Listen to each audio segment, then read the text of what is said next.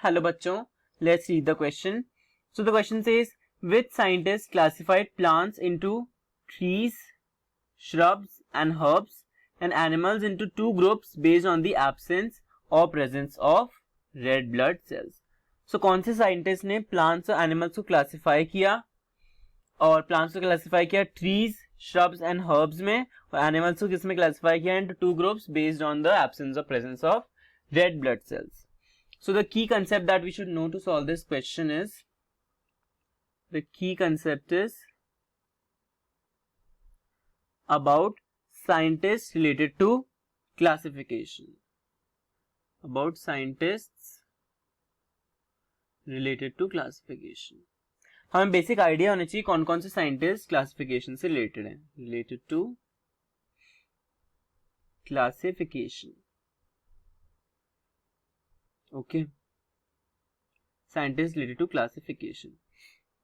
So Aristotle was the first scientist to give a scientific basis of classification. अगर हम बात करें Aristotle की, एरिस्टोटल ने सबसे पहले क्या दिया था?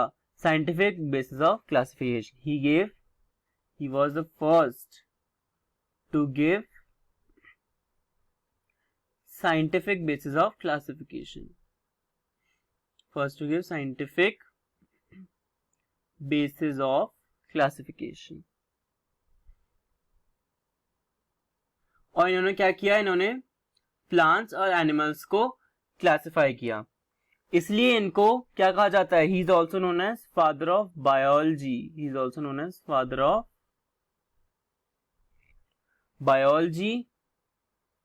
एंड यही जो है इनको फादर ऑफ ज़ूलॉजी भी कहा जाता है. He is also known as father of zoology. He is also the father of zoology. Okay, father of biology and father of zoology is Aristotle. Aristotle ने क्या किया? He classified animals. इन्होंने animals को दो ग्रुप्स में classify किया. कौन कौन से दो groups? He classified animals on the basis of red blood, कि जिन एनिमल्स में रेड ब्लड प्रेजेंट है. फर्स्ट, प्रेजेंस ऑफ आरबीसीज और रेड ब्लड सेल जिसमें प्रेजेंट है. एंड सेकेंड, जिनमें रेड ब्लड सेल एब्सेंट है, RBCs absent. Okay, RBC present है या आरबीसी एब्सेंट है. तो जिन एनिमल्स में आरबीसी प्रेजेंट थी, they were known as enaima. They were known as enaima. Okay, जिनमें आरबीसीज प्रेजेंट थी, animals with RBCs were enaima. जिनमें एब्सेंट थी, they were anaima. They were anaima. Okay, these were the terms used for animals based on the presence or absence of RBCs. जो इनेमास थे ये आज के vertebrates के equivalent हैं, और जो अनेमास थे जिनमें आरबीसी एब्सेंट थे वो आज के इनवर्टिब्रेट्स के कंपेरेबल हैं. Okay, so they were comparable to vertebrates and invertebrates. Okay, और एरिस्टोटल ने क्या किया? He also classified plants. इन्होंने प्लांट्स को भी क्लासिफाई किया. प्लांट्स को कौन कौन से ग्रुप में क्लासिफाई किया? Let's see. He classified plants. He classified plants into trees, shrubs and herbs.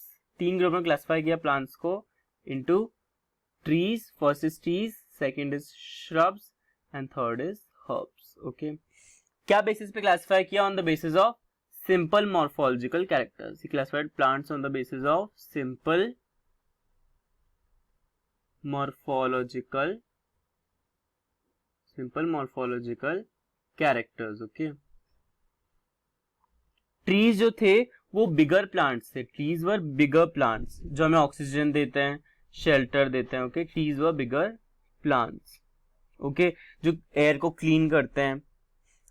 जो small to medium size woody plants थे उनको इन्होंने श्रब्स या बुश का. श्रब्स क्या थे? They were small to medium size. They were small to medium sized woody plants. They were woody plants. Okay, and herbs क्या थे? Herbs were smaller in size than shrubs and they were non-woody.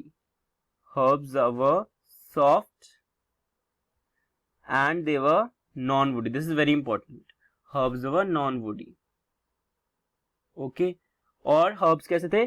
Smaller than shrubs. Herbs were even smaller than shrubs.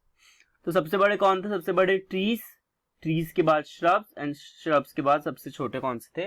Herbs. तो इन्होंने, Aristotle ने plants को 3 groups में classify किया. Okay, अगर हम बाकी ऑप्शंस देखें, option B is R.H. Whittaker. ये तो हमें पता है, R.H.